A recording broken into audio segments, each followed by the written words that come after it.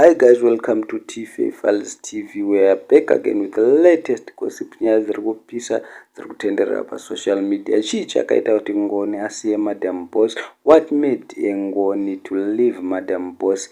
Munongosiya mega relationship yavo yanga yakazara pasocial media. The two, they were deep in love. Asi Ngoni akazodedzerawo akazongoona kuti panapa paipa, because Madam Boss vanongozara kwese kwese, vakangoona murume pamberi pavo zvese zvatochinja. As you all know, Madam Boss vanongofarira varume, kana kuti vaine varume vacho vane vakamira navo havagoni kutora mapictures, vanongozhangandira zviya zvinonyadzisa. Vanotokanganwa kuti mukadzi wemunhu, vanotokanganwa kuti munhu akaroorwa. Saka Ngoni akanga ava sick and tired nezvese zvachiitika, because almost ese macelebrity emuZimbabwe Madam Boss vanongobuda vainavo vakangoita zvinhu zvisina neorder.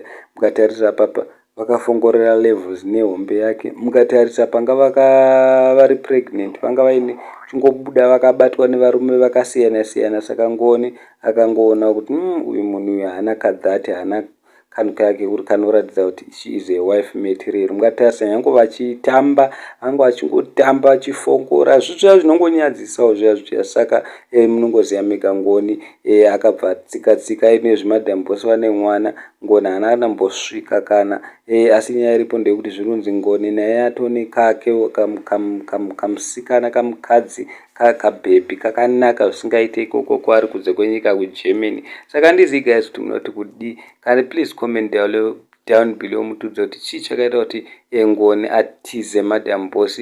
Madam Boss vanga vachiita zvinhu zvakawanda zvakasiyana siyana. Musakanganwe Madam Boss vanoona chibhanzi chakawanda kudarika chaNgoni. It's like Madam Boss ndivo vanga vachicontrola this relationship. So please comment down below mutudze kuti chii chakaita kuti Ngoni asiye Madam Boss.